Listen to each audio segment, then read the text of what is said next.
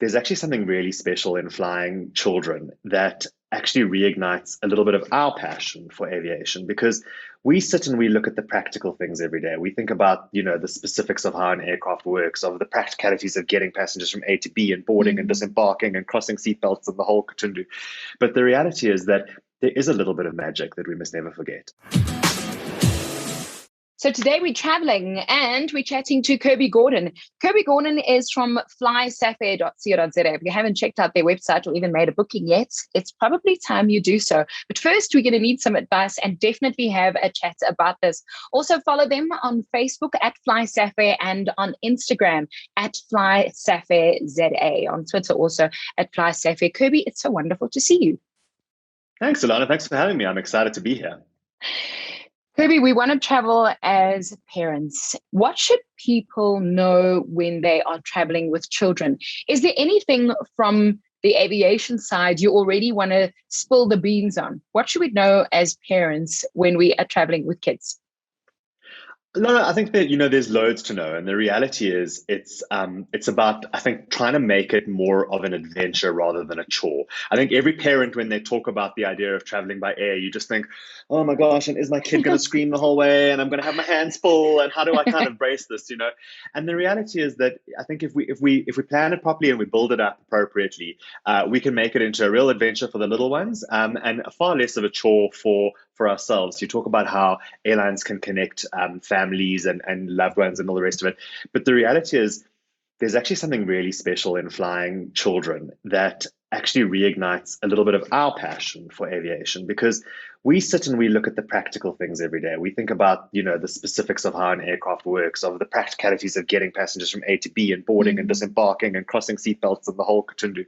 But the reality is that there is a little bit of magic that we must never forget. I mean, the fact that we can get these machines, these 40-ton pieces of metal to fly through the air, and there is nothing that reminds you of that like the face of a little child sitting holding onto that air armrest as you take off, going, "We're flying!" Honestly, it sounds like such a cliche, but that honestly has reignited the spark for so many of us for our passion that we just love to engage. So never hold back to ask a stewardess for help. Never Mm. ask if your child's uncomfortable, or if you feel that them having a conversation to maybe alleviate a concern or a fear or even explain something. Trust me, we are more than willing to participate. I'm just you said something that made me think now. Do air hostesses do they have first aid training? I mean, is Oh, that something that is it a requirement that they have first aid training?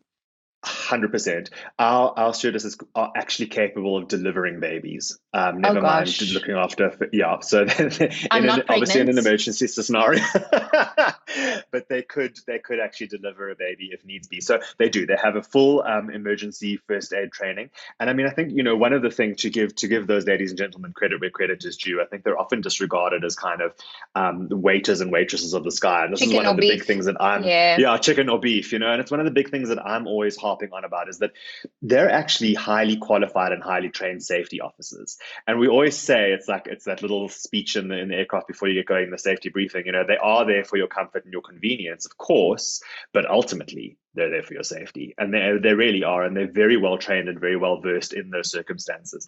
And more than just the formal training, they've got experience. They've got little tricks, and they know how to deal with kids and how to alleviate fears. They've been through it a million times, so there's also experience to draw from. Immediately, I start thinking, what about our children with special needs and differently able children? What can we do to make their travel a little bit easier?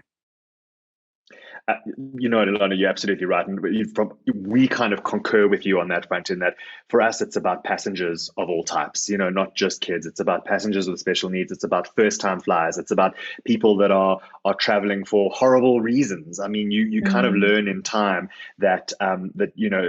it's all very fun and sexy and holidays and airlines, but actually ultimately you're dealing with people in a number of different states. And I think what is true for kids with special needs is probably true for a lot of different passengers. And that's a lot of it's about prep. And when I say prep, I don't mean, look, we can rattle off a list of, the top 10 tips of have a snack in your handbag and all those kinds of things. But I mean kind of emotional and psychological prep. And I think that's what really helps a lot in those circumstances, is chatting to your little one beforehand, explaining what the sensations will be like of an aircraft taking off, what the sounds will be like, thinking about, is your little one inclined to be more claustrophobic or less claustrophobic? Would they feel safer and more contained sitting further up in the airplane where there's less happening in front of them, or further back where there's a bit more breathing room? And then setting all of those expectations along the way. I think those are really important things that we as parents can do to try and set and smooth the journey from there on forward. But one thing that is, of course, very important for all of our customers, especially those with special needs, and whether it's a special needs child or an adult, doesn't really matter, is do give us a little bit of advanced warning. Give us a call before you're coming. We, of course, have all of the ancillary services that we can book for you. So if there's need for a wheelchair or for some assistance at the airport or whatever the case is, let us know. We can have those lined up. It's just better to know ahead of time. Let's talk about traveling with baby. What will happen if you're traveling with a baby for the very first time and you are boarding the flight? I remember there was a time that we all thought we needed to travel with a car seat. Then we realized that it's not necessary. You don't have to travel with a car seat. You actually keep baby on your lap. And then the air hostess comes and she hands you this red seatbelt and you're like, another seatbelt? What do I do with it? So just take us through that. What will happen if you are flying for the first time, you've never been on an airplane before, and you also need to travel with baby? For starters, just to talk about prams and car seats, particularly car seats, we are huge advocates of safety. And so we encourage folks to travel with their car seats where they like to. And if you've got one of the sort of snap in and out scenarios, you can bring those along as well. Prams and even bassinets can be brought through to the actual aircraft itself. So you can pram your pram right through the security and hand it to us there. We'll put it in the front of the aircraft and then hand it back to you on the other side. So there's no concern around any of those. So you take the actual pram until you've boarded. You go through the boarding gates. You take the pram with to the gate. To the gate. To the airplane. To the airplane. And where they sanitize, that's where you can give them the... Okay. All right. You grab baby, we take pram. We'll put it in the front hold. Don't swap it around. Don't mix them up. Okay. I mean, unless you want to, I suppose. No. Okay, wonderful. Yeah. So you can take the pram right up until you literally step onto the aircraft, and on the other side, when you get to Cape Town or Joburg, they'll hand it back to you. With all the SkyCheck bags, so it literally goes into the same place. So, and there's no charge for that. So that is there to help parents through. When you're on the Airy, you will be presented with a little seatbelt, as you said. So effectively, all it is it's rather than looping the two of you under the same seatbelt, it's just another loop that goes around to put baby into your lap. So same scenario that adjusts to an adult. You want that safety, so just loosely fastened around baby. It's just a safety requirement. The stewardesses will find you and they'll provide you with those. They're standard inventory for infants. And the rest of it's really just up to you to enjoy the trip, and do it as best you can.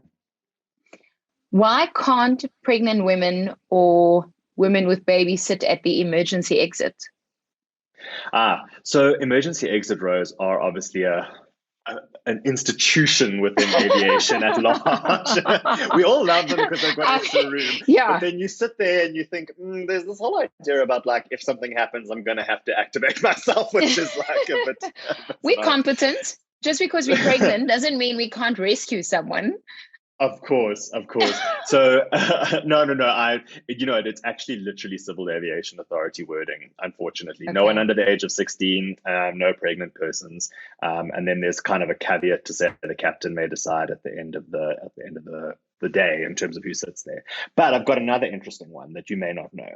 So folks that might have two infants, and it sometimes happens, it'll get a family, mom and dad will want to sit together, each with an infant on a lap, can't sit in the same row. we can only have one infant per row of 3 chairs. And that seems like a weird rule until you understand why. And the reason is that above every row of 3 chairs, there are 4 oxygen masks. So in a scenario where you need the oxygen masks, there are 4 so that you can accommodate 1, 2, 3 people and an infant. So if you're ever in that scenario where you've got 2 infants and you're a couple traveling together, you'll find yourselves seated either side of the aisle rather than next to each other on the same row. So that's a little known fact around traveling with infants. I've been traveling for years. I didn't know that. But it's because I always had an infant and then a child in seat. And now I have 2 children in seats. Yeah, now I have 2 children in seats and also separated because we are 4. So there's 3 and then the 4th. I didn't know that, Kirby. Yeah. Actually, don't know but that. Imagine you had twins or you had 2 very close together, then you've got 2 infants. That happens. Children are supposed to wear masks, and I've got a 4 and a 6-year-old. And on your flights, I let them wear their masks. And when they get really hungry and the air hostess is not looking, I give them their sami and then I put their mask on again, and then they eat under their masks. So what's the rules? I mean, do they really have to wear them? So the law is, and as we all know, everyone has to wear a mask in a public space. There is actually civil aviation regulation that allows for kids under 6 some leniency there. I think, look, we would leave it very much up to a parent's discretion. If you're very concerned and you want to ensure that your child is super compliant on mask wearing, then obviously that's up to you. I, for one, I'm quite conscious of my own mask. I would be lying to you if I said on the last flight I was on, I didn't slip a wine gum under my own mask every now and then. But it's a challenge, and it is something that we all need to do, and we obviously need to do what we believe to be responsible over and above everything else. We're just there to look after the policy. Unfortunately, with anything that's safety related, and masks has been now whitewashed in that environment, if we are seen to turn a blind eye or to disregard anything, we lose our license, we lose our whole business. So if I let you light up a cigarette in an airplane, and it happens to be a CAA inspector on board, it's tickets.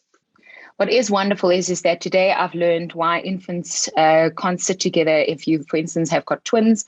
I think what is important is to call the airline ahead of the time if you are unsure about whether you are traveling as someone with special needs or have got a differently abled child.